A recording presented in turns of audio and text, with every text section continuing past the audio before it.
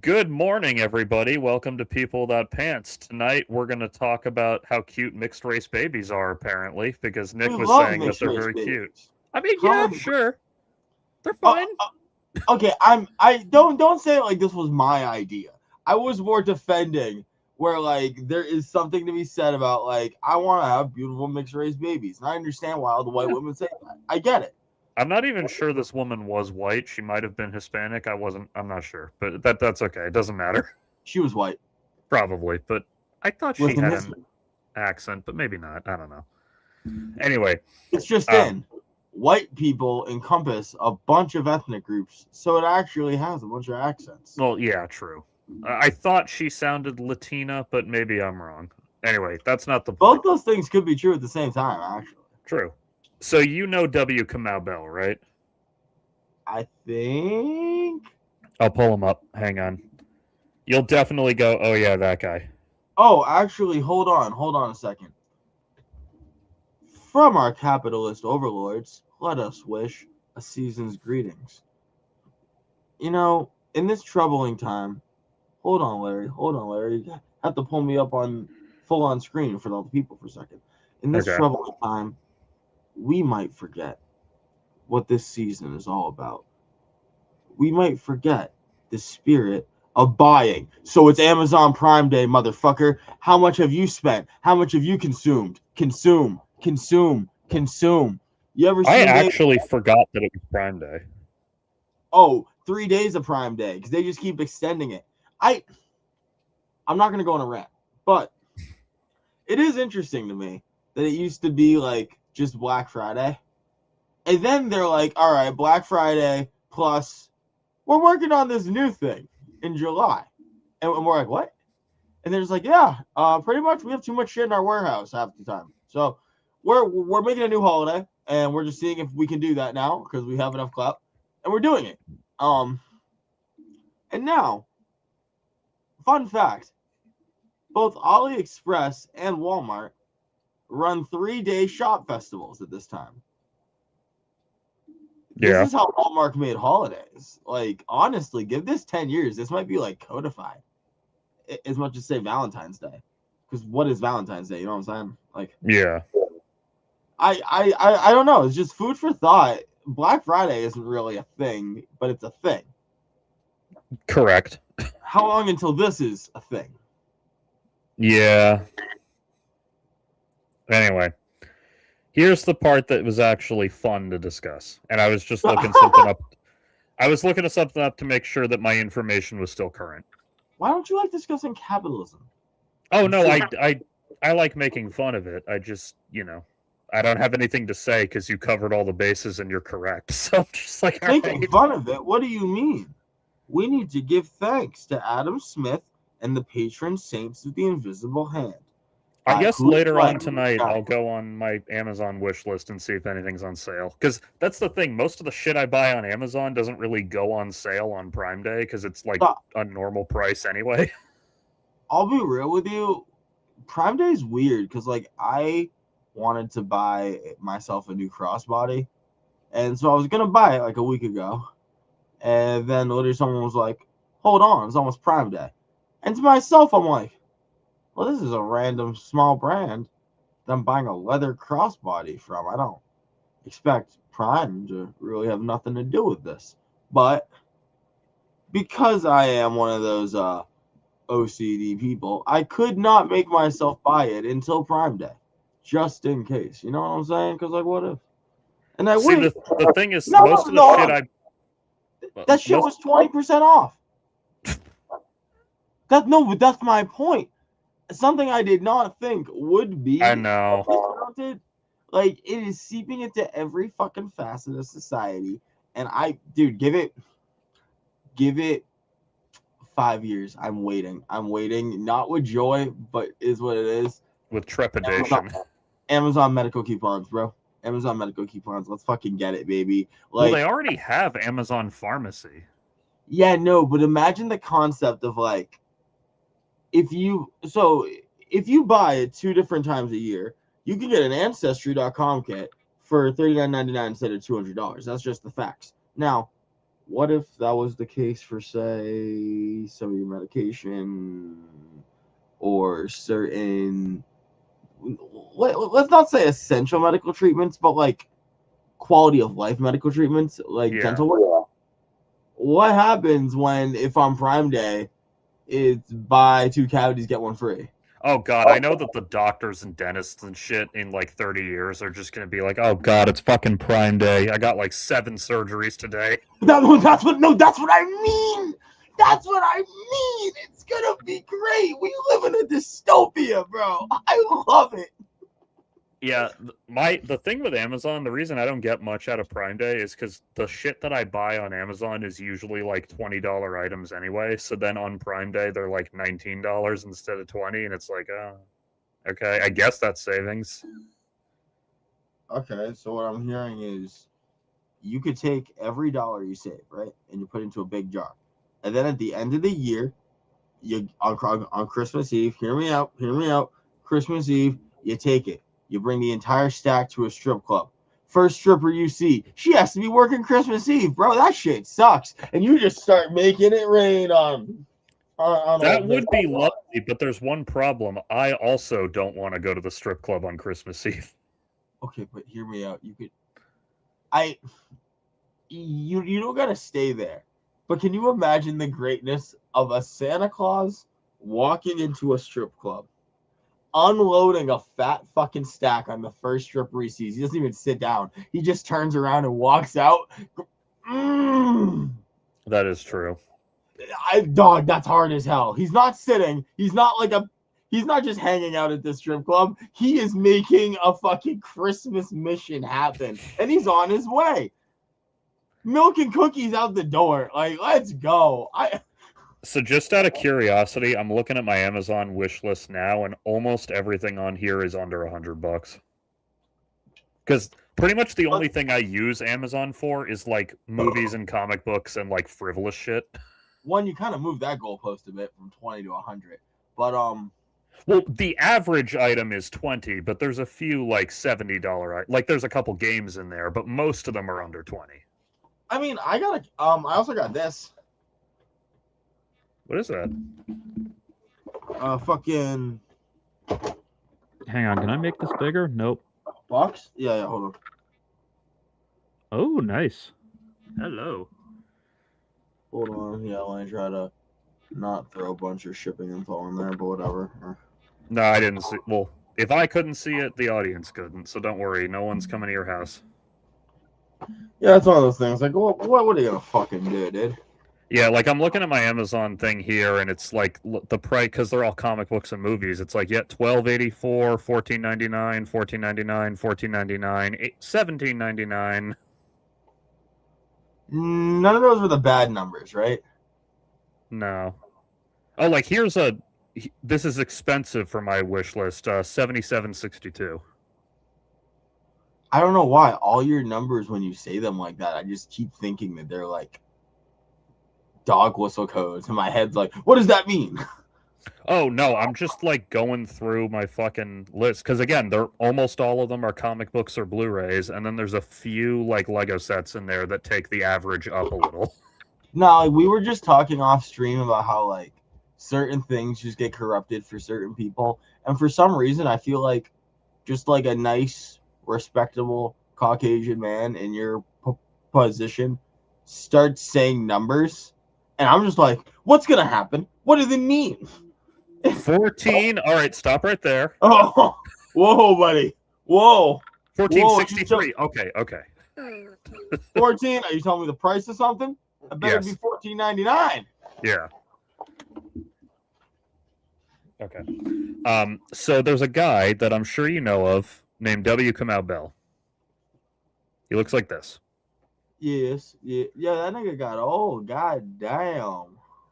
Yeah, I think he stopped dyeing his hair at some point. Fucking Salt and Pepper, Ice Cube, and Lotto Ticket head ass. Goddamn, like hit him with the fundamentals looking head ass. Like Uncle Drew looking fucking ass. Like, god damn, bro. Why does this man look like Black Einstein stuck in a fucking coal mine, bro? Like, what do you... This shit's funny as hell. Sorry, go on. So now he's actually more of like a serious political commentator. Like he had a show on CNN for like 6 years called United Shades of America, where he did like actual journalism about like American political issues.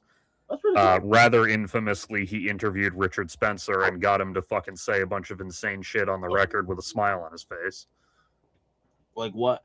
Like the end? I didn't see the whole thing, but I remember that he openly said that he wants to bathe in white privilege. I remember he expressed his belief in no uncertain. What? What does that mean? It's unclear. It probably means nothing. Nobody knows what it means. But it's I do remember that he made clear in no uncertain terms that he believes America is a white country. Yeah, no shit, they all believe that. Well, yeah, but he just fucking said it out loud. Yeah, dog. Like,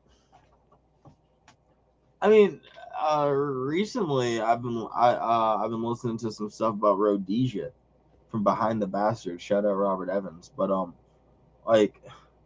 By the way, he a quote from him is on the back of the book I'm reading right now. He was one of the like positive critic quotes. There we go. Man gets around. And it is the same Robert Evans. It even says co-host of Behind the Bastards. Nice. Fuck yeah. Because there's like other guys named Robert Evans who also could have been doing famous Hollywood director Robert Evans. Yes. No, it's not. But, yeah, no. So I've been listening to some stuff about Rhodesia, and always a fun subject, isn't it? I mean, okay, this is gonna sound wild. I enjoy the topic of Rhodesia more than the topic of America because the subtlety is more competent with America, and we constantly talk about how media literacy has died in this country. So I assume reality literacy is pretty parallel to that problem. And the other thing with Rhodesia is that you get the satisfaction of seeing "was" after its name in one Wikipedia. But like it's more that like, okay, Rhodesia is like a twirly mustache villain from an old silent movie. Yeah. Where like I could show this to like a random child and the child's like, bad guy. Yeah. But like, I don't fucking know. You take Lord of the Rings and you show it to the child and they point at Sauron, and it's like, bad guy. And you're like, no. Point at Saruman, the little rat bitch. Like, let me give you some context of betrayal, young child. Like.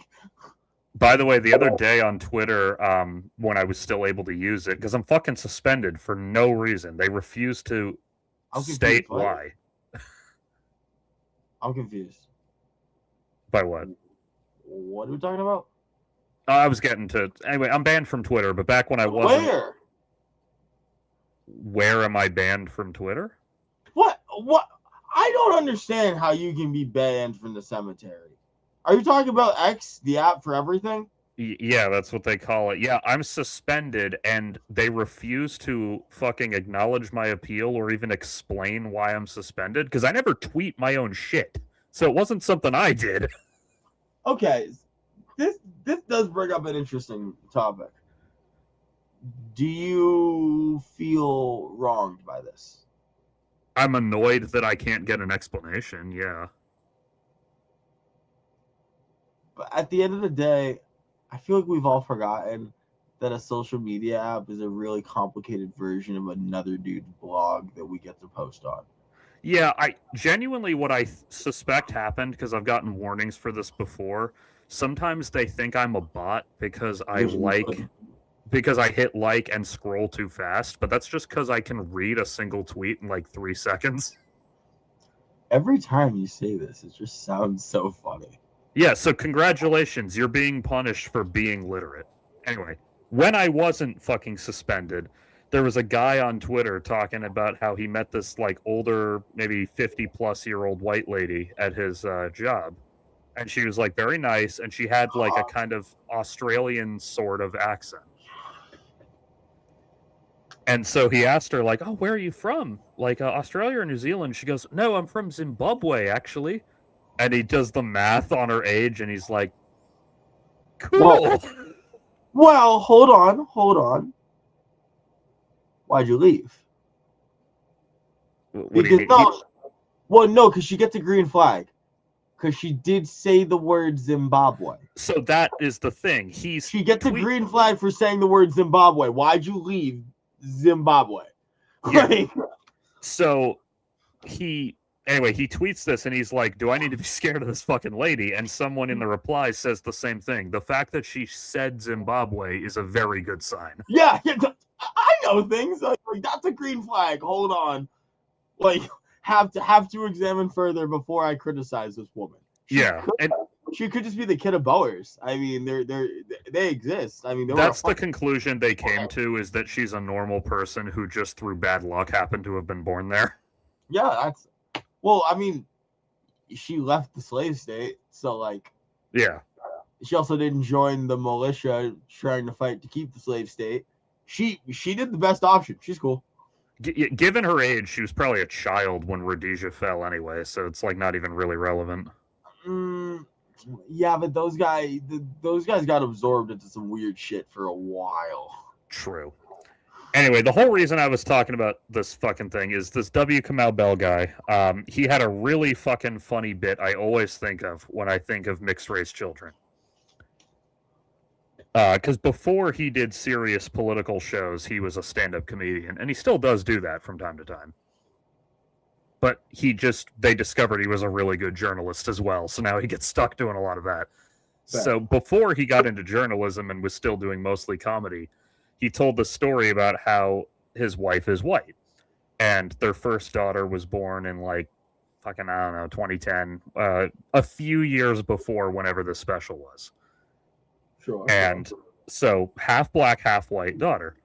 And he goes, and her skin tone changes as she gets older. Like when she was born, she was fucking white, like to the point that my friends were suspicious. But she's gotten... Yeah, sure. So I remember his comment was, instead of tracking her height with pencil marks on the wall, I track her skin tone with Michael Jackson album covers in reverse chronological order.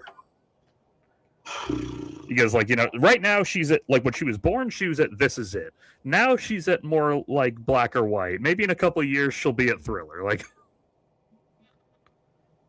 she's never going Thriller, but like, listen, we can roast Michael all we want, but like Michael was still full white, and he's like, I'm going to Africa and I'm making an entire album about police brutality. So I'm sorry, folks. Michael Jackson is still blacker than you by miles, even when that motherfucker looked like Diana Ross. So yeah, like, he's a little nuts, but how could he not be with his fucking childhood? I mean, goddamn, this nigga's not allowed to have PTSD. God forbid that we prioritize a black man's mental health. By the way, not that I need to tell you this, but because Michael was the breakout star in a family of breakout stars, Joe Jackson treated him the worst. What? Joe Jackson was extra hard on Michael, even more than the rest of the You are telling me something that no one in America has ever told me. Yeah, I know. Yeah. It is really shocking news, isn't it? Man, Michael Jackson was so prominent in my life. While I will not say the words, there was an alternate Pledge of Allegiance just mocking Michael Jackson that somehow not only was in my school, but across America. Because I've checked with people, and it was very... I actually do not know this one. It involves a slur for the LGBTQ+. Yeah, I wasn't going to make you read it. I pledge allegiance to the flag. Michael Jackson is it that one? That is how it starts. That is how Pepsi it Cola starts. burned him up. Now he's drinking 7-Up. I'm not. I've said my piece on this subject. You can go down that road, my friend, but it is not a path for me to go down with you. Yeah. Well, that's just what's in the fucking promo blurb, so I'm not going any further than that. Promo blurb. This just in. We got slurs. New slur just dropped, Mom. Wake up.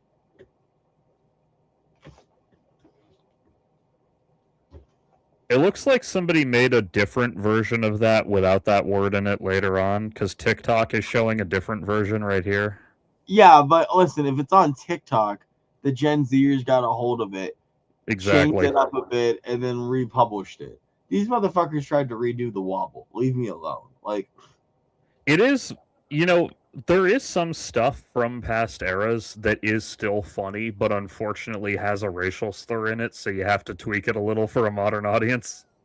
I mean, I don't know, man. It seems to me like they're so starved for content, they've just naturalized clean rooming older shit rather than just enjoying their own shit. Like, don't get me wrong, I like enjoying older shit, but let me put it this way: I like the disco age, so sometimes I'll go watch Saturday Night Fever, and you just gotta prepare yourself for that one scene where John Travolta really just starts saying some shit.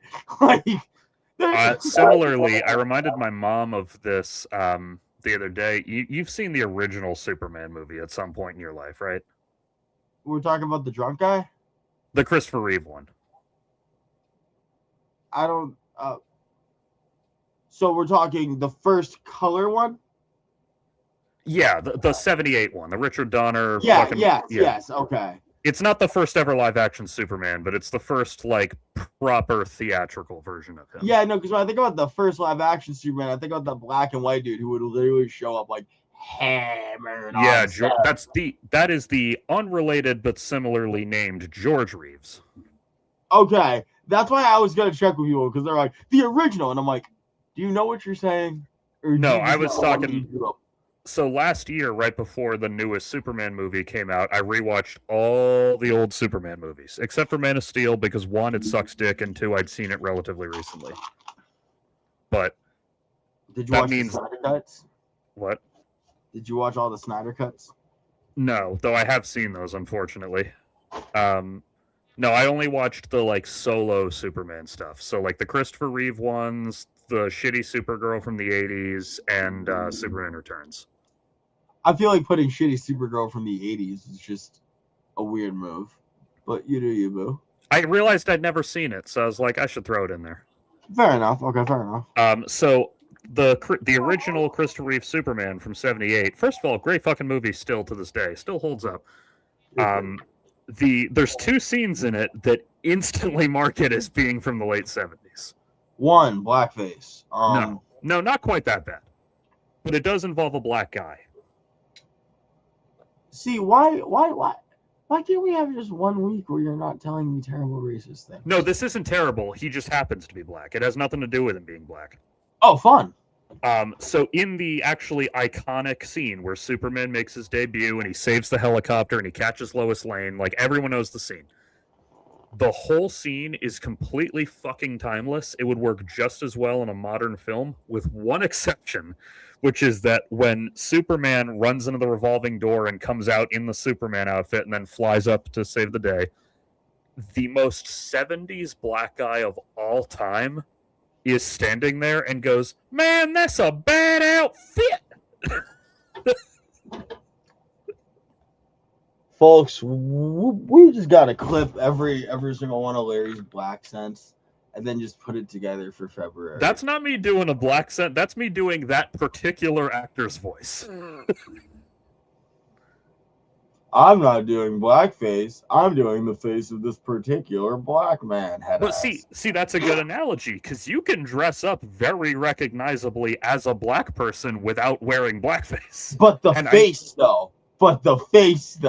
Yeah, don't do that. Do it the Weird Al way. Just wear the outfit and strike the pose correctly, and people will instantly recognize you. All I'm saying, listen, all I'm saying is you're at like Quentin Tarantino levels of like, we get it. It's the filmtism. Yeah. But it's the black set. We ain't judging, but it's fun. It is. I'm just saying, like, I'm not doing it because it's a black guy. I just have to No, emulate that particular black guy's cadence in that scene. Listen, it's okay, dude. We've all seen Tarantino. We don't take it as a bad thing.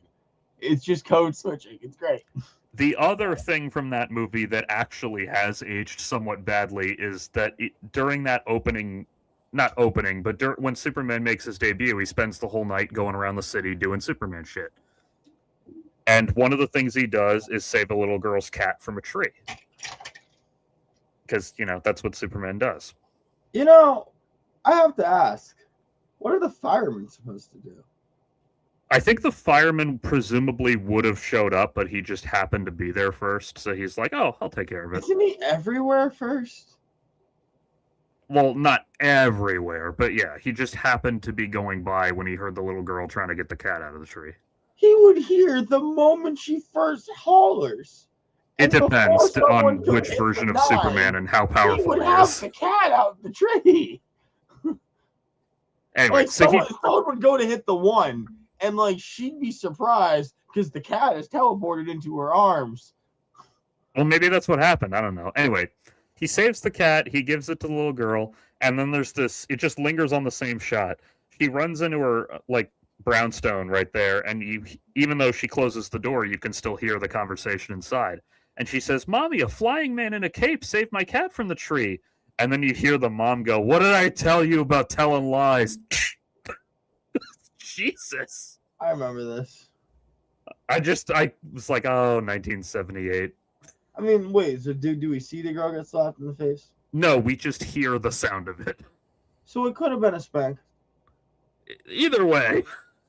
And I mean, listen, as this is not 100% Caucasian podcast, we don't completely go against beating your kids. Yeah, I mean, maybe, who knows? But anyway, it was a joke they would not have done in a modern superhero movie. Fair. Yeah, no, you couldn't get away with that.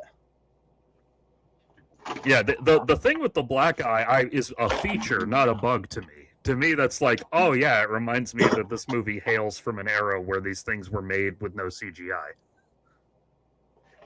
Yeah, man, I love 70s black guys. Oh, dude, he is the 70s black guy. Like, the stereotype you are mentally picturing of a 70s black guy is what he looks like.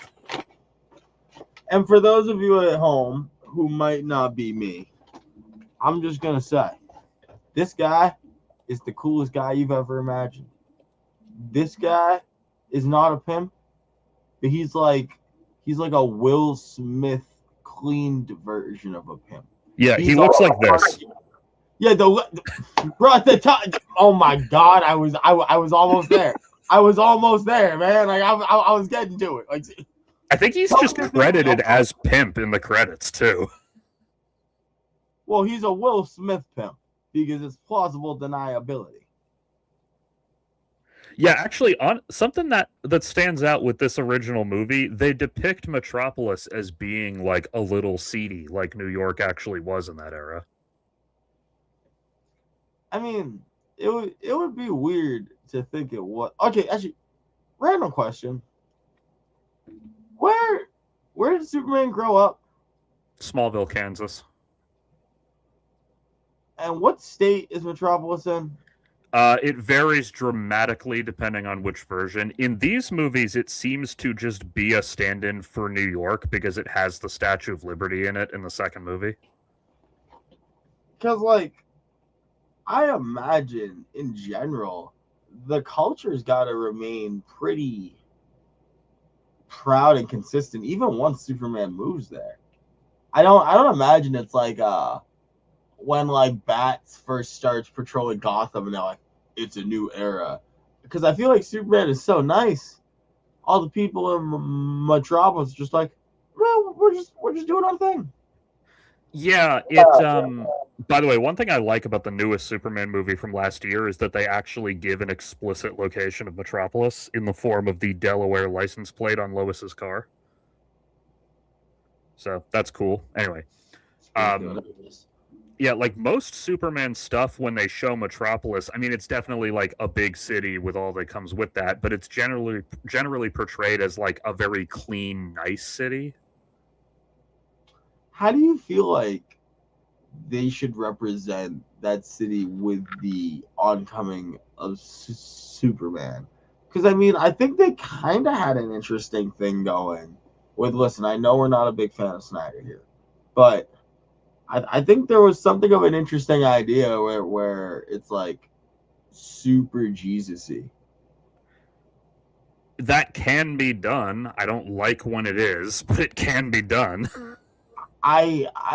You don't like it for the wrong reason. You just don't like anything Jesus-y because of the world you live in. No, it has nothing to do with that. I was actually just yesterday telling my dad what a fucking great movie The Last Temptation of Christ is. The Jesus story is incredibly fascinating, and you can make great works of art out of it. It's just people who fucking believe it's real that piss me off.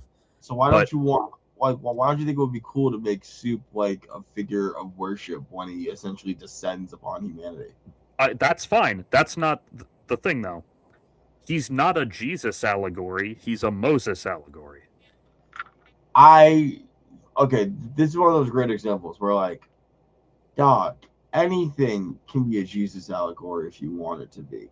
No, I know, and many fucking Superman projects have made it a Jesus allegory, but I like it better when they go with a Moses one if they're going to do an allegory. Actually, but it's a Moses allegory is not really accurate at all, though. I mean, he is literally like a sci-fi version of Moses. You know, the basket down the river isn't really that different than the rocket getting launched off Krypton. Okay, buddy, let's be real here. Just because we're doing that origin, we should go with Perseus if we're going to talk this, because Moses is the story of a wartime general who turns himself around and instead wages a war on the materialistic world for spiritualism, where Perseus is more of a it's not a perfect analogy. Those to face against trials and tribulations, and then uses those to become a hero for the people. Perseus is a great analogy here. Why are we not using that? Yeah, that's true. Anyway, I just want to say this before I forget. The reason I was saying the seedy thing with Metropolis, like I noticed upon rewatching it that when he goes to Lois's apartment, she has like 3 fucking padlocks on her door. It's like, damn, that's much more 70s New York than modern New York. I don't know. It's just interesting. It's an interesting little time capsule of when this movie was made, you know? I guess. Same with the fucking... I like the dated elements of older movies I watch. Like, I like when I watch... Why are you running over this? I'm getting to that. Don't worry. Okay. I'm just saying, like, I like when I watch a movie from the 70s and everyone's wearing fucking bell-bottoms. It's like, yeah, it feels authentic. So... You are right that you could do something really interesting with the Superman as Perseus thing. Certainly more interesting than him as Jesus, because that's too easy. Well, I don't necessarily think so. I guess the reason I'm throwing out the Jesus thing is like, you got to figure accessibility is the number one way a fable is important. Yeah. So I mean, like, while I listen, I think it would be like cool from a literary standpoint if I'm trying to like impact the people. And he's floating down from the sky. I'm sorry, I'm gonna go with the easy one with like 4 billion ingrained people who know the story. I will say it does bother me that more superhero fiction doesn't at least dip its toe into like what the fuck happens to religion when superpowered beings start showing up. It's a fun topic that could be done more. I think most people are fucking scared to do it, and the ones who aren't scared are Garth Ennis type shits. Yeah, there's one. It's only an Easter egg, but there's one I really like in Spider-Man: Homecoming. That the building next to when they're having dinner at the Mexican place, the building next door says Church of New Asgard on it, and I was like, oh, that's cool. It makes sense that Asgardians turning out to be real would have a religious effect on the populace. I don't think it would work the way you think. Cause No, like, it'd be very complicated for sure. well, no, I'd more be like, all right, so Asgardians are on Earth, and I'm sure because Thor's brought a bunch of his war buddies a bunch of times, you can get at least one easy question out some people occasionally. To be I mean, fair, like, this is before they're on Earth.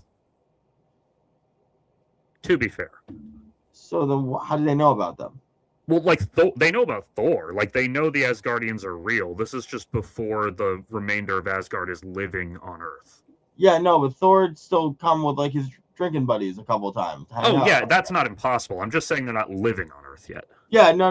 But I'm saying that like it's very reasonable to assume that I've gotten, or me, Joe Schmo, has gotten to talk to random Asgard person. I say this, thank you, because when random Joe Schmo goes, yeah, man, like it's got to be great having all of our forefathers and warriors up there. And the Asgardian goes, what the fuck are you talking about? There's going to be a bit of a conflict. There's going to be a, you know, we can all talk about the Church of New Asgard. My guy, you're supposed to have eternal life being able to murder your buddies every day.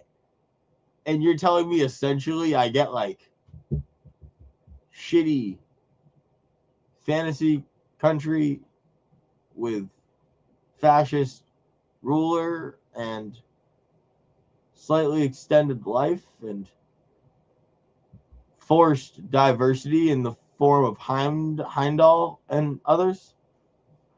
Well, I will say this regarding the Superman is Jesus thing, and this is bias on my part, but I'm not saying it can never be done well. What I am saying is that all the previous attempts I've seen at doing it have sucked. You want to know what? Maybe you're right. Maybe we should go for the thing that no one would fucking do. Folks, it's time. I am announcing the true ultimate Patreon tier. And I say this is the ultimate tier because it truly might get me canceled. And this one is on me.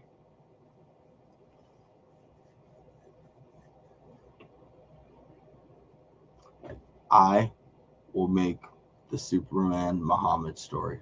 Yeah, I was waiting for Muslim Superman to be the fucking punchline.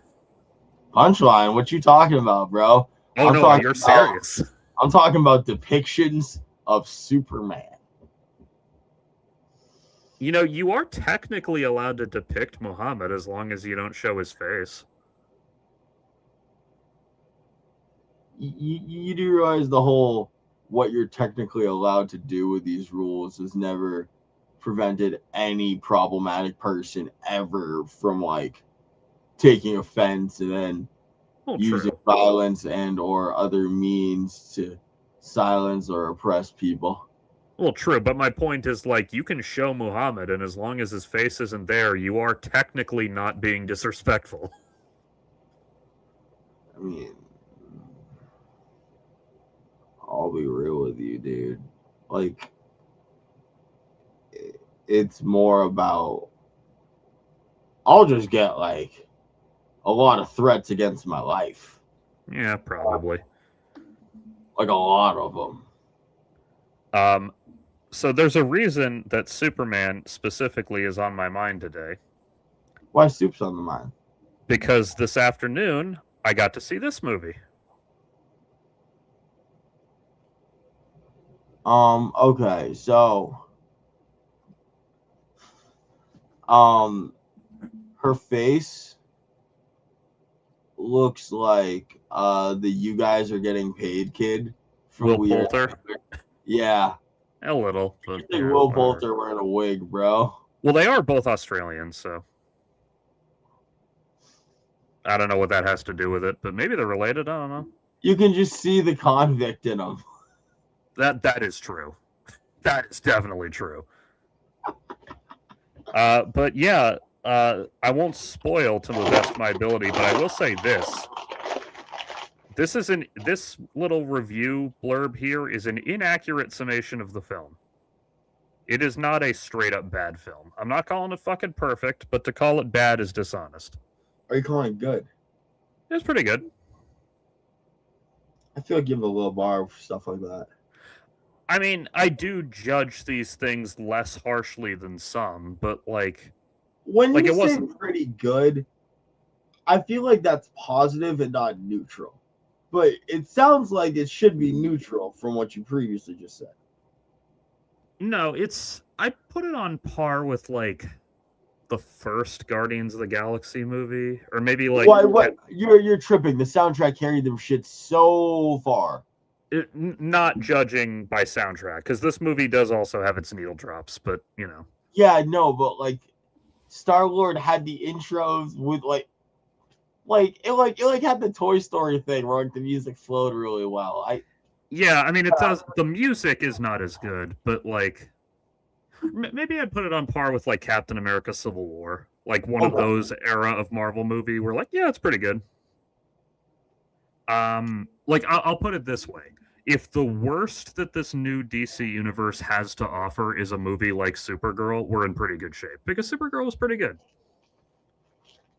I mean, because this is the gun, right? Well, he didn't direct this one. Well, that's why I ain't got no faith in this. Well, yeah, and again, I'm not like if you see the movie and aren't particularly into it, that's a fucking reasonable opinion to have. It's just that to call it like dog shit or whatever is being dishonest. I feel like saying straight up bad dog shit are two different levels. Well, either way, it's like I find that to be an inaccurate summation because, like, sure, maybe you don't fucking like the plot, but like, you can't argue with Millie Alcock's acting performance. Oh, this scene's really cool. Oh, they got fucking Lobo. That's not a spoiler. That's in the trailers. Which, by the way, Main man? yes, My main man, Lobo? played by Jason Momoa, and he's good. He's really good in the role because they do the wise thing you should always do with Lobo, which is have little small doses of him. Yeah, no, have him show up, fuck one dude up, say something funny, get the fuck out of here, Lobo, real quick. That's more or less what they do. They have several times he pops in for a Well, minute yeah, or two. you know, show up, fucking thing up, say a funny thing, go. Yeah, they Good. don't shy. Yeah, I respect, not with him because he's just like a side character, with the villain, Kerm. I respect the fact that even in a superhero movie ostensibly for children, they were not afraid to have him be a fucking bad guy. He kills several innocent people. When you say fucking- ostensibly for children, what do you mean by that? Well, like, I it's feel a like superhero Supergirl is movie. not. Like, it's aimed to be somewhat kid-friendly, you know? You really think that's an in big part of the genre anymore? It's not ingrained in the genre, but like this particular one has an action figure line. Like, they're clearly hoping kids will see it, among others. Call me crazy. And like, I could be wrong here. But I feel like when I think of Supergirl movie, it's for people who already had a foot in the comics door. I feel Possibly. I feel like your demographic is like 30-year-old men with disposable income and 30-year-old women with disposable income. Well, all I know is that, and I'll talk about this later tonight, but there were several children minimum in my screening today, and they were definitely like invested in the film. I mean, I'm not saying the kids wouldn't like it. Well, wait, how old are we talking when we say kids? I only heard one of them, but I'm gonna say like 7, maybe 8. I don't know. Wait, hold on. So you're saying this child was He was 7 or 8, yes. Anyway, so despite this being ostensibly a movie that has to appeal to children, like, no, the bad guy kills innocent people and fucking sells others into sex slavery. Like, he's a motherfucker. implied sex slavery or definitive sex slavery? Because We don't see it, but we don't see it. It's a movie for kids. Well, so we don't see any sex slavery happen on screen, but he explicitly says this cargo full of women is going to the front to serve as war brides to continue the lineage or whatever. Like, not the front, but you know what I mean. Yeah, so like so, they say right there, they will be sex slaves to my men. Well, they don't say that. They mean that. That is what they mean, but they don't say that. Well, they say like they call them the brides, and they also mention how they kidnap women in order to keep the lineage going. Like, so they don't say the word sex slave, but well, yeah, no, all I'm saying is this is like a German fairy tale level of like, as long as we use a little bit of upstanding vocabulary, we can have some villains doing some villainous shit. Yeah, well, I appreciate that because a lot of superhero movies suffer from that, where they don't want to show the villain doing anything too explicitly fucked up, because if they do, it like upsets the audience. But no, like this movie has several innocent people just fucking get murdered. Don't do that, people. Yeah, like no, Kerm is a fucking bad guy, and like you are rooting for Supergirl to beat his ass. It also, by the way, shout out to the channel Pin Pop Productions, run by a friend of mine. He pointed this out in one of his YouTube videos. This is one of the first times ever they've done a big mainstream superhero movie that was specifically based on a particular comic book. You're tripping. No, I mean, it's not the very first, but it's one of the first. Thor Ragnarok is loosely based on several storylines thrown together in a blender. I feel like thrown together in a blender is a little bit of a stretch. It's more like three storylines lightly layered like a salad. Well, yeah, there you go. But this is specifically based on Supergirl Woman of Tomorrow. Like almost in its entirety, pretty much. They don't do that a ton with superhero movies. They do that a ton with superhero shows. I just feel like Ragnarok counts, but that is pretty cool. Yeah, I mean, I like Ragnarok, don't get me wrong, but no, Ragnarok is several storylines mixed together. Yeah, but like, come on, guys, we know the one I'm talking about. We know. Yeah, Planet Hulk. Yeah, they adapt a number of scenes from Planet Hulk, but they don't adapt the whole arc from start to finish like this does with Supergirl Woman of Tomorrow. They don't make any adaptations? Well, I'm not saying they make no changes. I haven't read the comics, so I don't know for sure. But I'm saying, like, that particular 8-issue miniseries is what this movie adapts. Like, the characters, the storylines, the fucking even specific scenes from it are all adapted fairly one-to-one in this movie. You think that's a sign of the age? Well, what do you mean, the age? Like, the age we live in, or...? Yeah, where, like, comic books have enough mainstream notoriety and Hollywood producers with their yuckety fucking whatever you want to call the artistic version of gentrified neolibs. Like with their blasé viewpoints, even they can be like, yeah, you know, just take the best one of those comics series from that character, and I don't know, I'll just do it. Where, like, I feel like before they would really want their finger on controlling this. Yeah, that's true. DC has done this a lot the last pretty much since Gunn took over. In the trailers for their projects, they at the end will say read where it all began and have like a promo for some recommended comics. That's fun.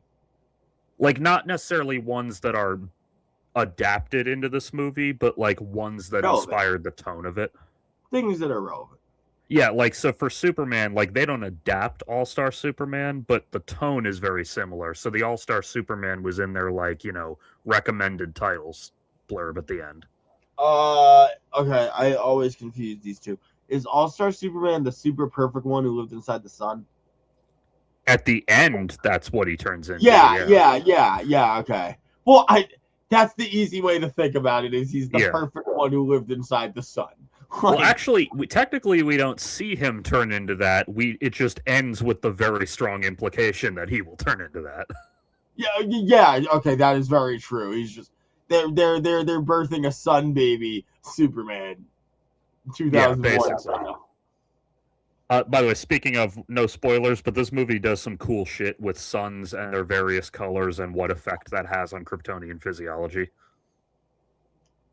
You're telling me that Lex Luthor invented a pink sun for June? No, that's the next movie. For June, but it won't be in June.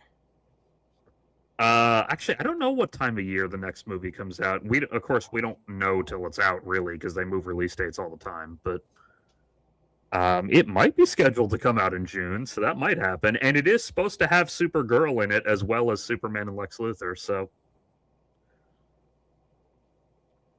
like she takes out the pink rock and she's like, must do it.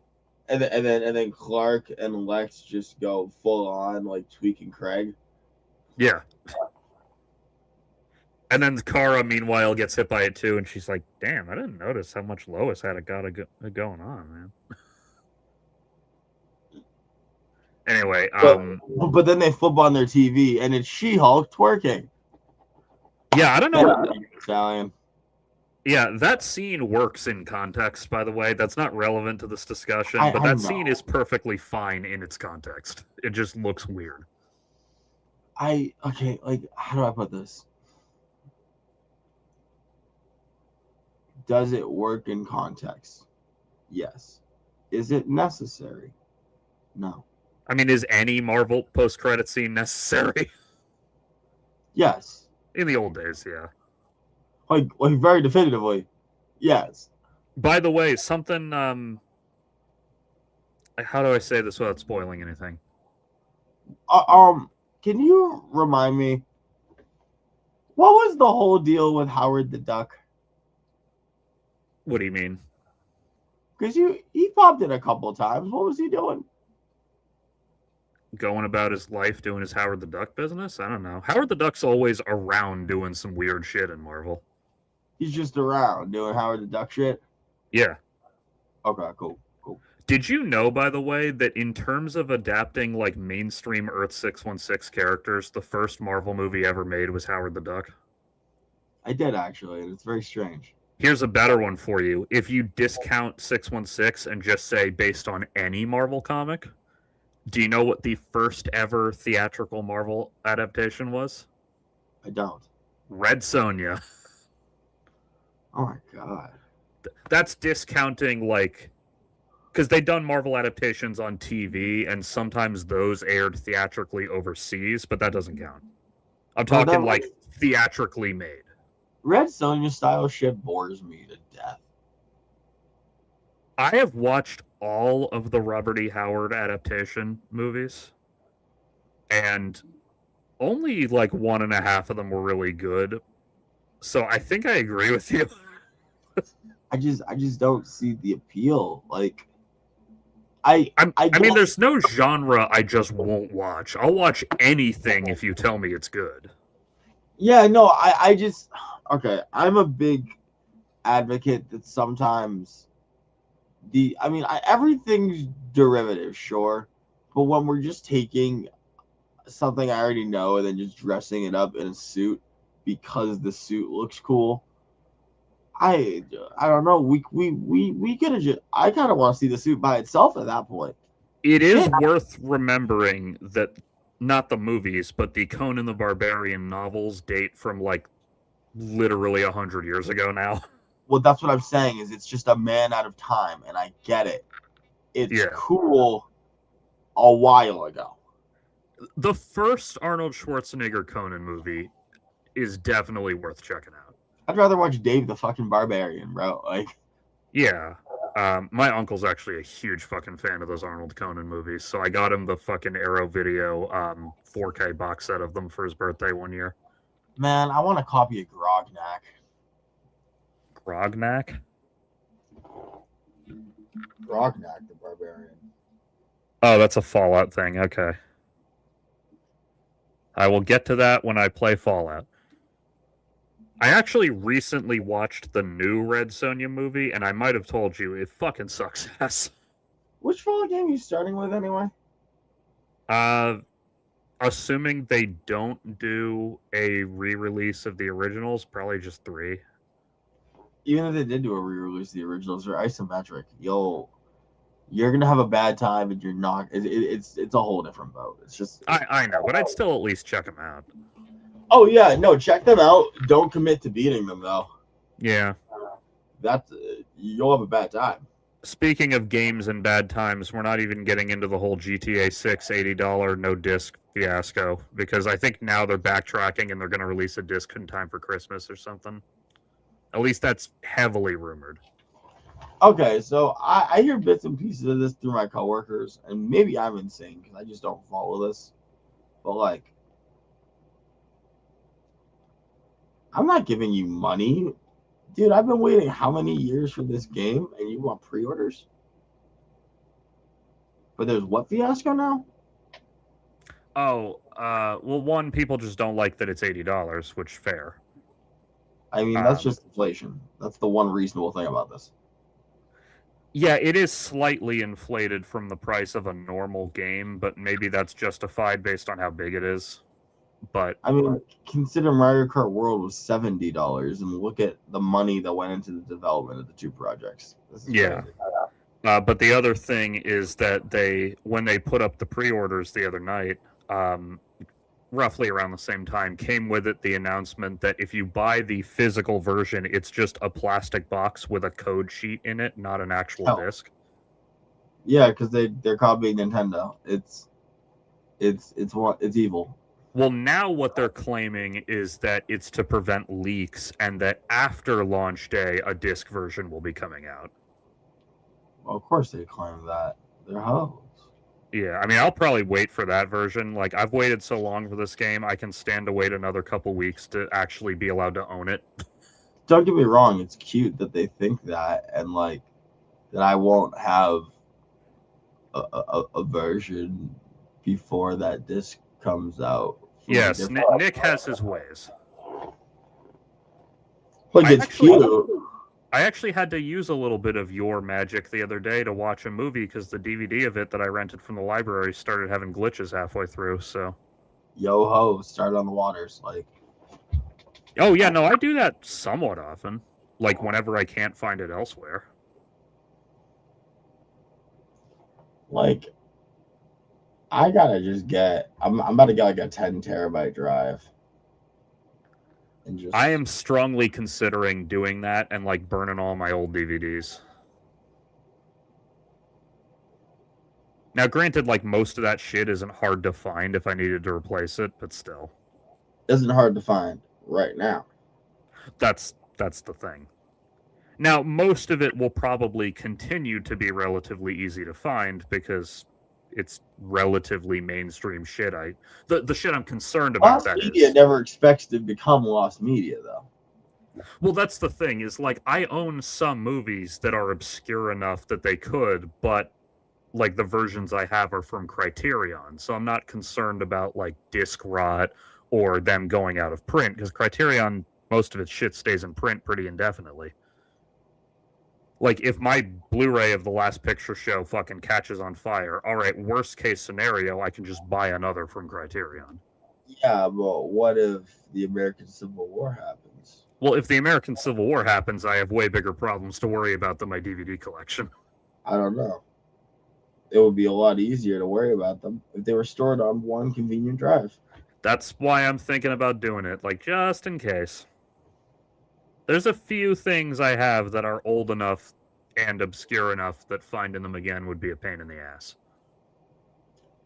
Like my grandmother. What, that she's a pain in the ass? She's old and obscure enough. Mine's also, well, she's old. She's not obscure, trust me. What did I... Oh, yeah, okay. So, I talked about Supergirl not just because it was pretty good and because it had some cool shit in it, but because I got a big reminder today of something. And you got a small reminder of it as well from what you told me. Prime Day? No, your thing about the old lady. Oh god, I got the marry a goldfish. What old lady? At work, the old lady who's like 70.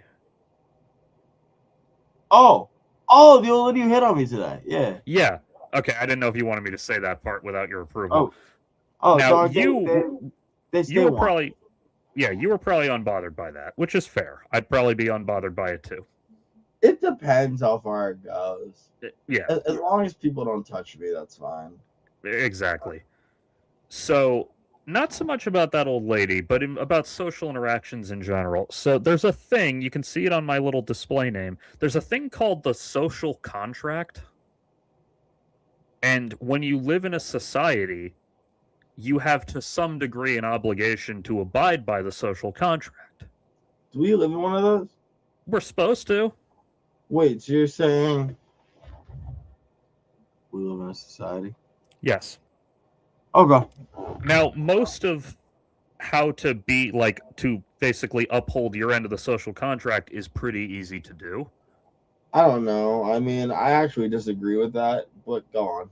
Well, it depends. Like, because obviously you can put asterisks on, well, you know, if you're homeless or if this and that. But like, let's assume you're not homeless. You have a steady financial income. Like, you're a normal ass fucking generic middle of the road motherfucker. All right.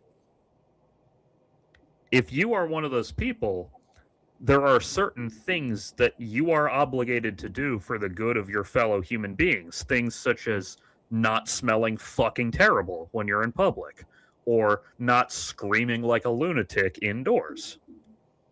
Well, that second one's a little subjective, isn't it? It depends on the context, of course, but like, you know. So don't scream fire, at least. Well, yeah, definitely don't. That one's one of the few things that's actually illegal to say.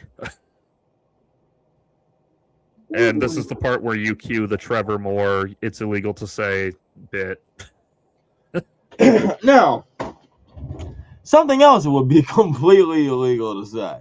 100% illegal to say. You could not say this would be, I'm going to kill the president. That's something that you could not at all say. Now, it's legal for us to say here because we're just telling you it's illegal to say. I'm just telling you it's illegal to say that. If I didn't, that would be a big problem. You know, say if I said something else, it could be a big problem, like the best place to shoot the president would be at the the building across the street. You can get a good vantage point in his window. That is a good example of something you should not say, and that is why right now I'm telling you not to say it. You know, I'm almost doing a public service, if you will, just to let you know that it is illegal for you to say that. So I will start the social contract violations that I witnessed today off from most minor to most extreme, all right? Okay, so the first one, they took a pickaxe and they put it on the fucking ground in the grocery store.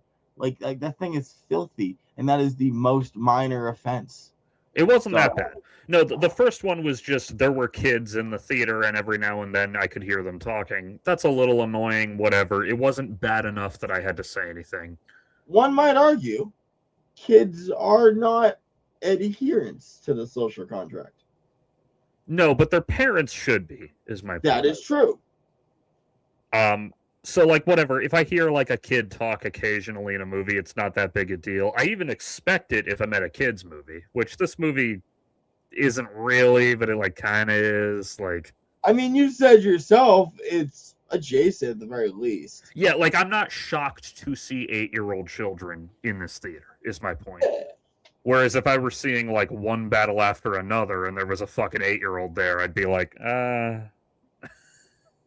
I mean, that'd be a metal 8-year-old.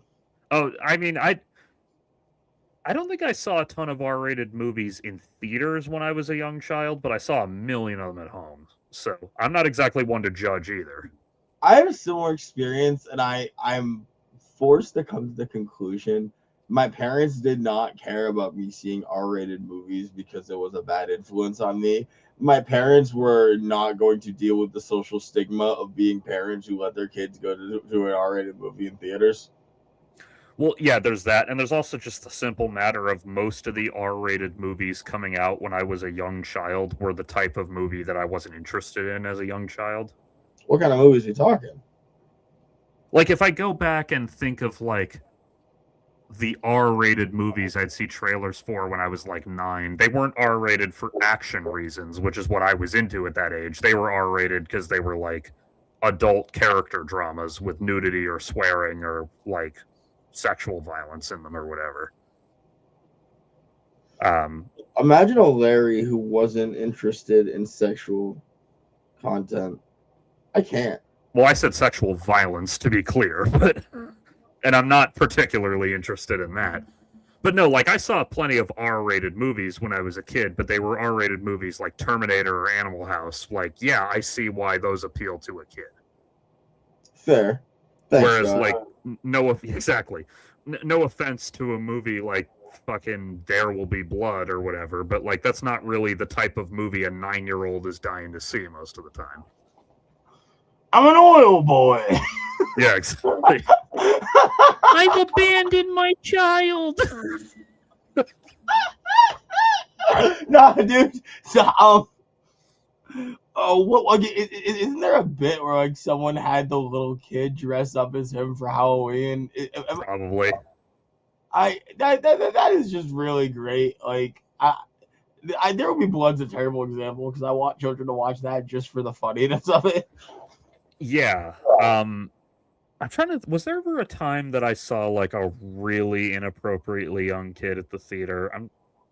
I'm sure it must have happened. I just didn't really notice. Okay, what's the movie with I feel like an idiot. The dude with the haircut with the air gun. You're gonna have to be a lot more specific. He's got the fucking bowl. Oh, And No he Country for Old Men.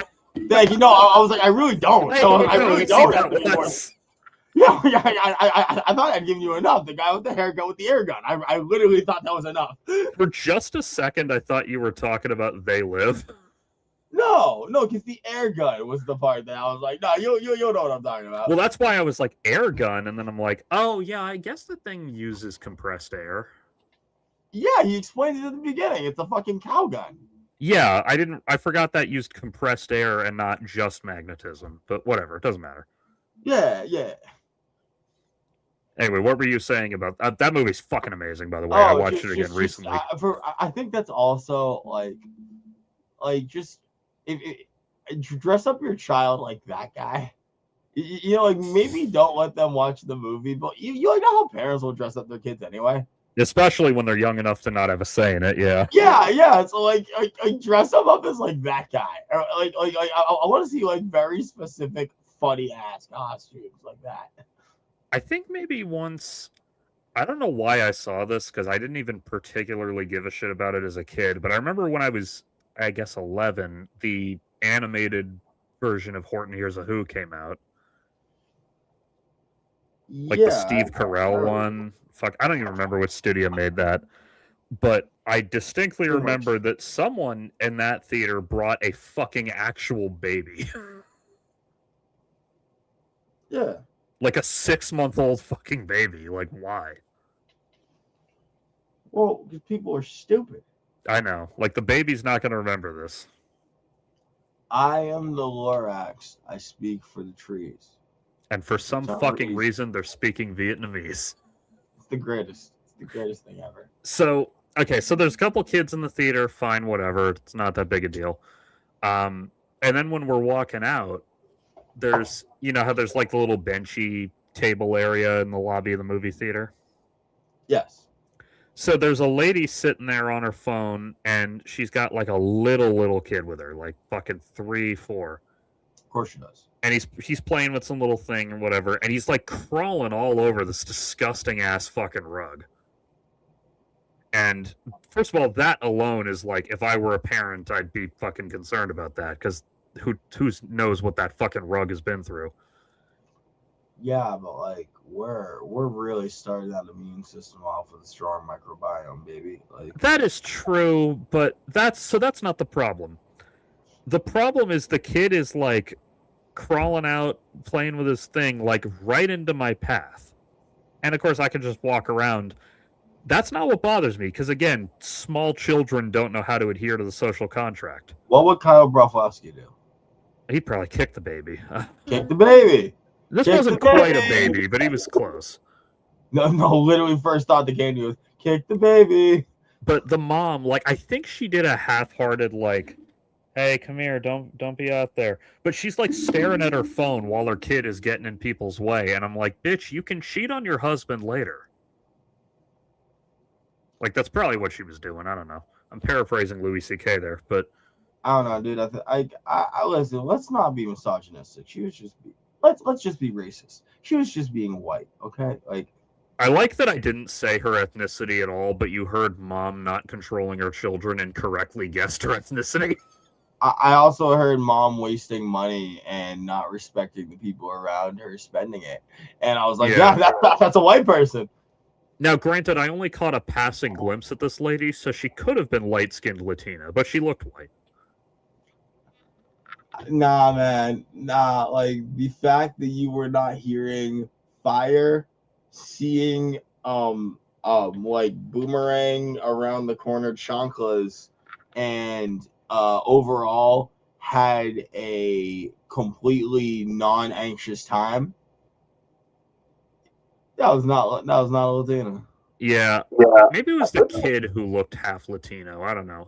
It doesn't matter. The point is, these strangers whose race isn't important momentarily inconvenienced me. I don't know, man. It's only relevant in that every shitty child I have to personally deal with is of a certain persuasion. True. And it wasn't even the kid being shitty. It was just the mom taking her eye off the ball for a second. Fine. I'm just like I just like okay. Kids are like wild animals, and you know Accurate. I don't blame the wild animal. They're not a person yet. They gotta Yeah. grow to be one of those. I get it. Yeah, and this was a particularly young kid too. He was only But take 4. care of your animal. Yeah, like I said, the mom probably just took her eye off the ball for like a second. Like, I can't really be that mad at her, but it gave me an opportunity to tell you, the viewer, if you have little tiny shit goblins with you in public, you have to watch them like a fucking hawk. Unless you want to get one of those kid leash thingies, which I always found a little bit dehumanizing, but that doesn't mean they're wrong either.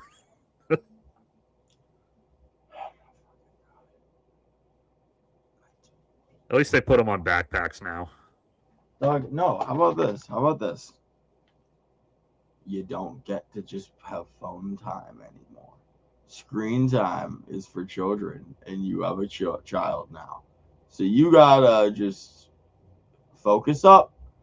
At least while you're out in public, sure. When you're at your house, you can afford to take your eye off the ball a little, but Listen, if you want to have your kid run nuts around your knife block or whatever, that's your prerogative. But I'm not gonna try to deal with it when I'm paying these exorbitant $15 ticket prices in this day and age. I think mine was actually a little more because since it's this movie, I went to like the fancy deluxe auditorium, so it was like $18. But in this economy, and I normally would not do that, but I didn't want this movie to get spoiled for me. So, and you want me to not kick this baby? Yeah, I mean, it's whatever. But so there's 2 more incidents, and I guess I'll put them in ascending order because ironically one of them pissed me off a lot more, even though it was way less dangerous. Tell me what you got. I do have to go in a little bit though. That is fine. So we leave the theater, and my town does this little food truck festival every Thursday during the summer. Is it good? Yeah, I mean, it depends on which trucks show up because the lineup varies a little week to week, but in general, yeah, it's very good. They do it like in my whole general area. They do like a different night every week of the summer, you know? I'm sorry, I just had the most intrusive thought. What? I'm a little boy who loves berries and cream. I'm a little boy who loves berries and cream. I mean, some of these kids probably do. They have shit like that. They have a whole truck that's just fucking waffles. Please tell me it's just called waffles. It's not just called waffles. It's called something, but it's not just waffles. It's waffles with all kinds of crazy concoctions and toppings and mix-ins and everything. Yeah, dude, you gotta justify the gentrification. What do you mean? Is it gentrification when it's just a truck in an empty field? Depends on the price and how many yuppies are in attendance. I wouldn't say yuppies. There's a wide age range of people here. Everything from like teenagers to fucking like elderly people. Is there food under $10? Some items are, yeah. Cool. Okay.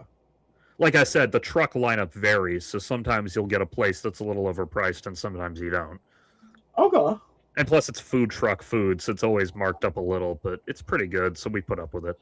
Yeah, no, I'll pay the food truck markup. I'm just saying there's the food truck markup and then there's the like I'm a food truck outside of a brewery in It's not like that. Okay. I mean, I'm sure some of the trucks are, but I don't visit all 7 trucks every week, you know? Time for me to sell you a smash burger for $20. Oh, it's Right not that bad. outside. And did I hear you mention you wanted to pay an extra $4 for truffle aioli? We do it different around here. Yeah, no, it's not that bad. It's not that level of overpriced yuppie food, but Hold on a second. Let me go and take out some reformatted wood eatery. Like I fucking. so they always have there's a little like parking lot you park in, and then you walk into the little grassy section where all the trucks are, right? Yeah. And there's always parking attendants there to like direct you. And there is only one type of guy who has that job, and that's like 50, It's like 45. 50 plus, I'd say. His name's Randy. It's always something like that. He's always like 55 plus, kind of probably semi-retired from whatever like very physical job he used to have, like construction or whatever.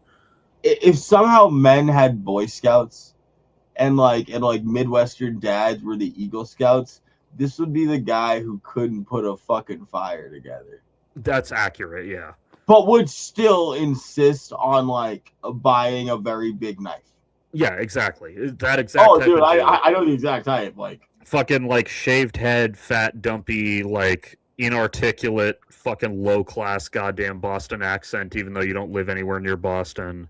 it's shaved because he was actually going bald early and he didn't want to embrace it, so he made Almost it certainly. And then like no one's willing to tell the guy that he has a fucked up head, so he's actually doing himself a bigger disservice in the whole ordeal. Plus, since he's self-conscious about the hair, he just fucking tries to grow every facet of his mustache that he can. But he doesn't look like a twirling villain or a Tom Selleck. He looks like a pedophile. One thing wrong, this guy did not have a mustache. In fact, they usually don't. They're usually like former cop phenotype, honestly. Like 50-something semi-retired cop type of thing. You know, random food for thought. It is powerful how the cops have been losing their mustaches decade by decade to the queer community. Take more things from them. True. So anyway, these guys, they're always huge fucking assholes. So we always like pull up. They always try to direct us to the other lot, which is like 1,000 feet away. And literally 1,000 feet. So we always go, oh, we're just picking up. And they go, oh, all right. And then we find a spot and then we just go. Because, yeah, but like, I mean, this guy in particular, I guess he was pretty fucking rude. Well, we talked to 2. The first one was rude as fuck. And then the second one was like semi-polite. But these guys are always really fucking rude, which I don't really care if you're rude to me. But if you're rude to my fucking mother, which they often are, I'm going to beat the shit out of you. Allegedly. Oh, yeah, of course.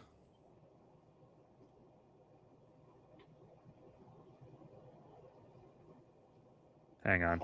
My mom's taking care of my grandma because she's not feeling well, so I just wanted to check on her. Finish your story. I gotta go to bed. Yeah, that's fine. So anyway, if you're rude to me, it might piss me off. If you're rude to my mom or my grandma, there's a good chance this is going to turn into a fucking fight. And a lot of people would disagree with this, but I am of the opinion that part of the social contract is understanding that if you're incredibly fucking rude to somebody, they could beat the shit out of you.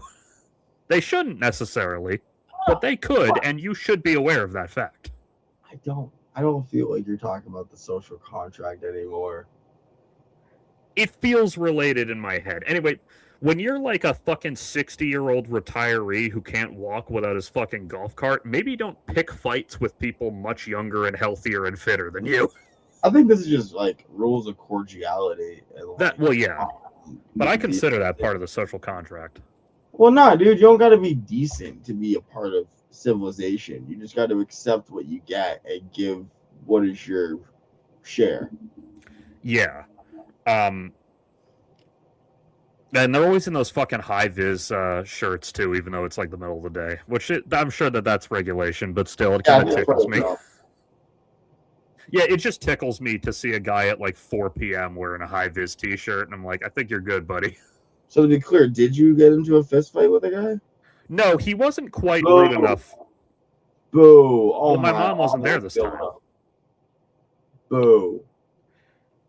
As much as see, here's the thing. I get annoyed really easily, but I don't get angry enough to become physically violent. That takes a lot. I have to be like fucking frothing at the mouth with incoherent fucking rage for it to turn into a physical fight. So it's only happened a couple times in my life. So it wasn't that bad.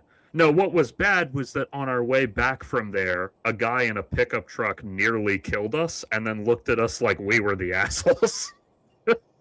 Yeah, well, when that happens. It's like, dude, again, I could have a fucking gun in this car and you wouldn't know. Don't antagonize strangers. Don't say white people things like that. That's not... part of the social contract is not doing that, you jerk. Wait, which part? You can't just be threatening people with fucking guns. Oh, no, I could get in serious trouble for it, but if I'm a lunatic, I'm not going to be thinking that. Yeah, but I don't want to assume someone's a lunatic. I mean, chances are they're not, but, like, just in general, I'm of the opinion of, like, don't antagonize a stranger if there's not a guarantee that you'll be safe if it turns physical. So this is part of the reason I get frustrated with this country. Because that's a crazy mindset, dude. What about, like, what a normalization of hyper-violence. I'm not happy about it. I wish society didn't work that way, but, like... Well, to be clear, it's the society we're living in. It's not like everyone on Earth is like this. No, of course not. In fact, most people aren't, but, like... That's my point. Maybe it's just my area, too, because I get a lot of fucking wackos here, but... Well, we live in New England. That's what I'm saying, is we live in a very hyper-rushed, angry area inside of a very hyper-rushed, angry area. That is true. And, yeah, and that's part of it. But, like... I don't know. Like, I see people, especially to me... Well, not especially to me, but, like, it's especially notable when it happens to me. When people are like, fuck you! Like, screaming, like, fucking profanity at a stranger, I'm like, how do you know that guy's not gonna beat the fuck out of you for talking to him like that? Honestly, I think some people want the gamble to be... I'm sure they do, yeah. I don't like to start fights. I don't like to finish them either, even if I have to every now and then. But I would prefer to avoid violence in any given situation. I wouldn't say any given situation, for me at least. Well, yeah, obviously there's exceptions, but, like, if we're talking just road rage incidents, like... Oh, like, if a guy cuts you off and yells, like, fuck you, and then drives off, I'm just like, yeah, whatever. That's anger for anger's sake, not anger for any reason. Yeah, well, yeah, I'm only talking anger for anger's sake. Obviously, if someone is, like, throwing up Hitler salutes and screaming fucking racial slurs at the Jewish kids, that's a different story. But, like... Well, yeah, then we should get very violent. That's different. Because that's not, like, senseless violence. That's effectively, that's self-defense, even if you personally aren't being threatened, because you're defending your community there.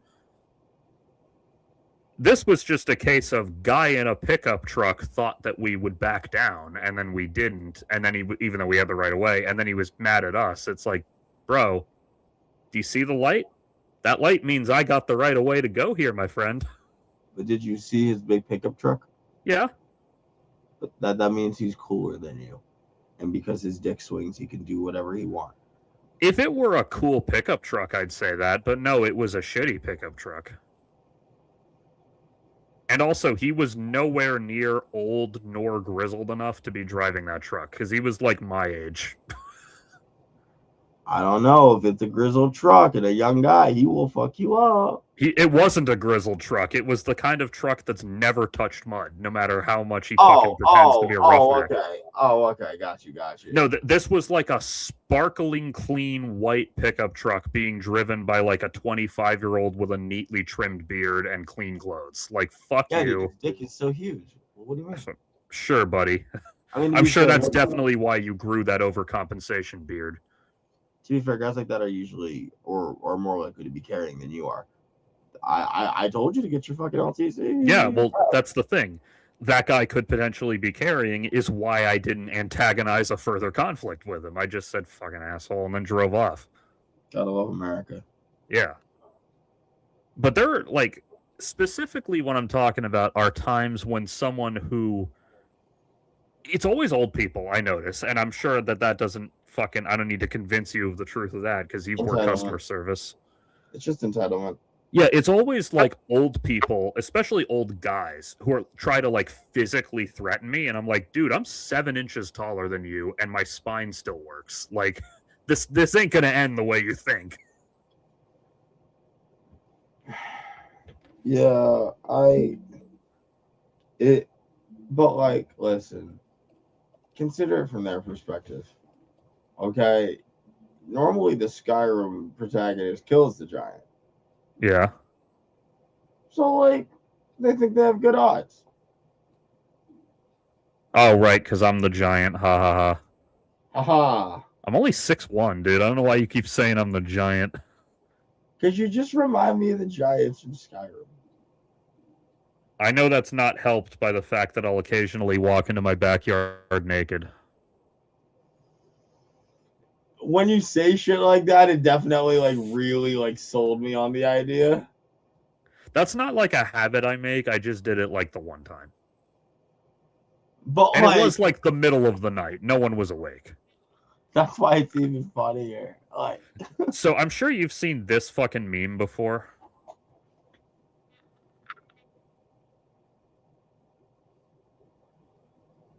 I have not seen that meme. Okay. Also, What? the fuck was that picture? The picture I pulled up? Yeah. It's a fucking old photo of a Vietnam era soldier with some captioning on it. So, let's talk about the obvious weird fact that he's carrying the rifle with the belt in it. Yeah. Why? Like, wouldn't the whole point be you keep the belt out of it? Or am I missing something? I think maybe he's only moving it like 10 feet that way or something. Or maybe this isn't even a real photo. Maybe it's from a fucking movie and I just don't That's what I recognize it. think it is. And that's where I'm like, someone made a meme out of a fucking movie still. Well, they do that a ton. Like, a lot of things about D-Day or whatever will use stills from Saving Private Ryan and not actual photos from D-Day. Well, the quality isn't great, but That is true. And not to mention, you'd probably see a lot of fucking intestines and shit strewn about, but plus there's no Tom Hanks. that's true. And I like Tom Hanks well enough. Anyway, so every time I see this meme, he was once more badass than you'll ever be. And I'm like, yeah, once. And now he's 80 years old and I could kick him down the fucking stairs with ease. So maybe he should shut the fuck up. I don't know. Like, Vietnam vets are cool, dude. It's just like, I gotta. Are they cool? Are they really? Yeah. I guess. Some of them, maybe.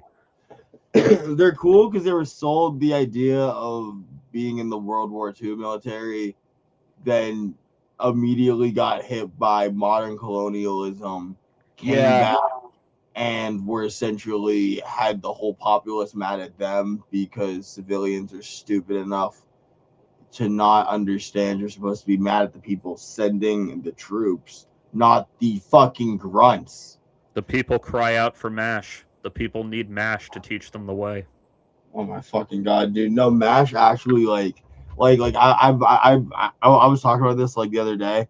MASH and a bunch of shit like it fucked up the heads of so many people in understanding how things work. That is true, but there is some good shit in there. Dude, no, okay, just tell me this: how far are they from that front? It varies depending on what the plot demands that episode. All right, well that's really convenient because like you can't have any realistic stakes then. I mean, to be fair, the M in MASH does stand for mobile, so it makes sense that it would move, but... Okay, so then where's the scenes where they're moving? But that happens between episodes because it's... okay, so we're just conveniently using that as a reason. That just happens. It also paints a horrifying portrait of the Korean War that ran for like 12 years.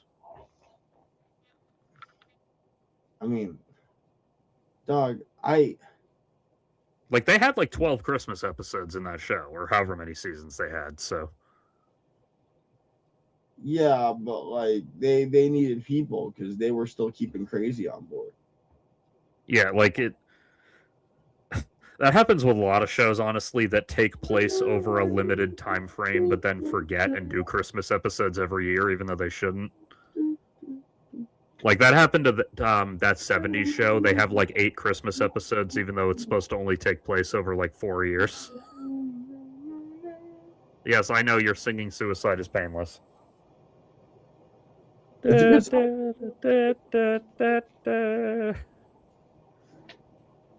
I've actually never seen the MASH TV show. I've only seen the movie, but the movie is pretty good. Oh, you sweet summer child. I, through osmosis, have probably seen that entire series.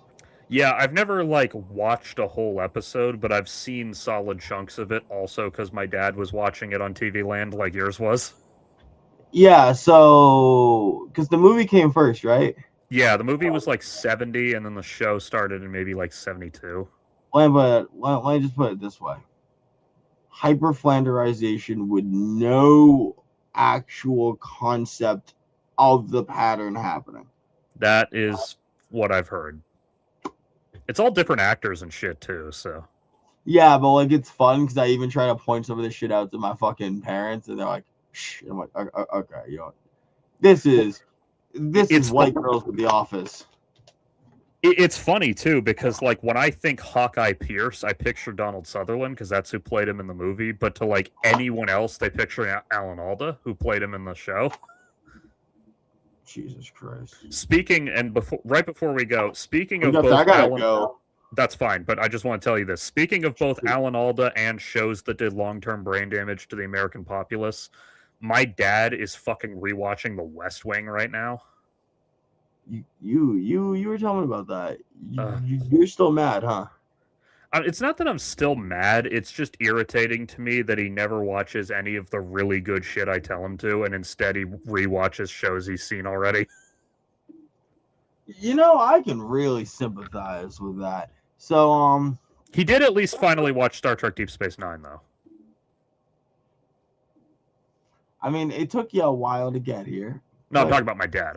I am also watching Deep Space Nine. I know. I'm saying it took you a while to get here, but you got here too. I mean, but hey, some people want to replay the same things instead of consuming good new content. How's Begonia? Begonia is on my short list, and I will watch it in like 2 weeks. Listen, I'm sure your dad's got the list for when he's done with West Wing. Yeah, I don't know. It's just like I keep telling him to watch Spider Noir, which is only 8 episodes. Like he could kill it in a day, but he's like, "Oh, I'll get to it at some point." I'm like, "Just okay, fine, whatever." That doesn't mean what? Doesn't mean you talk about like a bunch of things. But see, the thing is that unlike him, I don't just file it away in my brain to remember 3 years from now. I have a little document in my notes app with the list, and I go in order of the list. So when I get to Begonia in like a week and a half, I will watch Begonia. When did I put Fallout New Vegas on that list? Well, the list is for movies. That's a different thing.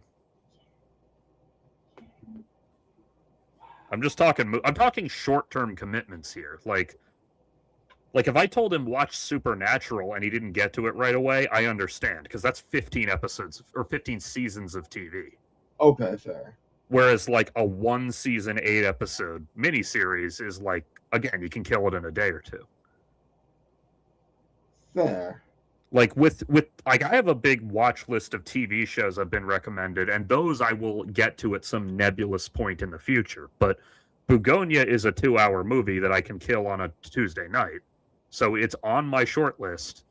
It would be higher on my short list, but I want to watch Kinds of Kindness first because that's the director's previous movie. But see why? Why? It doesn't actually matter. I had meant to watch Kinds of Kindness and hadn't gotten to it. So then when Begonia Jesse came out, I was Plemons. like, oh yeah, I got to see Kinds of Kindness too. But Jesse Plemons. Isn't he also in Kinds of Kindness? Is he?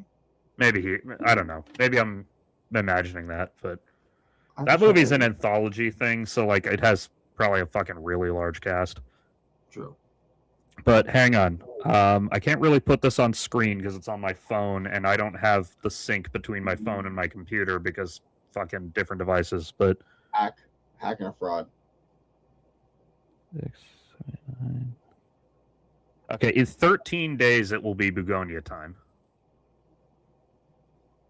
Then the only reason it's in that order is just it's in ascending order of length. Jeez. Well, I had like 20 movies. I had to put them in some order. It's just funny because like waiting for you to watch Begonia is like waiting for my payday. Well, yeah, as in it'll be there in 2 weeks. But one thing that fucks me up a lot too is that I'll see a movie that's like out of theaters but not on streaming yet, and say, "Oh yeah, I need to remember that when it's on streaming," and then it comes on streaming with no announcement, so I don't hear about it. Yeah, there's got to be like an alert system. Well, I usually get them because I have all the apps on my phone. So, like, usually if it's going to be on Hulu, the Hulu app sends me a little notification. Hey, Begonia's up this week, you know. So I usually do hear about it. It's just every now and then it's like, you know, oh yeah, I really meant to watch Good Luck, Have Fun, Don't Die. Oh, it's been on streaming for 3 months. No one told me. I feel that. Anyway, you're exhausted, and I need to go say goodnight to my mom. And I also kind of need to take a dump. TMI. Also, it in addition to Supergirl coming out today, it is also release day for the final season of The Bear and the second season of the live-action Netflix Avatar show. One of which I'm really excited about, and one of which I'm mildly excited about. Heard Omashu still has Jet in it, and it makes me want to kill myself, Chef. Yeah, I liked it enough that I'll watch season 2, and that is all I'll say about live-action Avatar. Behind on quality is all I Yeah. can say, really. I've liked, actually, the stuff I like most about live-action Avatar is the new scenes. Like, the new scenes they write in between the stuff I recognize. Well, we are going to talk about this more next time. Yes, but for we now, will. I'm going to leave the folks with this. Just like every reasonable woman in America, when given those two choices, Larry, I choose the bear. Good night. That is true. Women always choose the bear, because the bear will probably just leave you alone. Anyway, good night, everyone.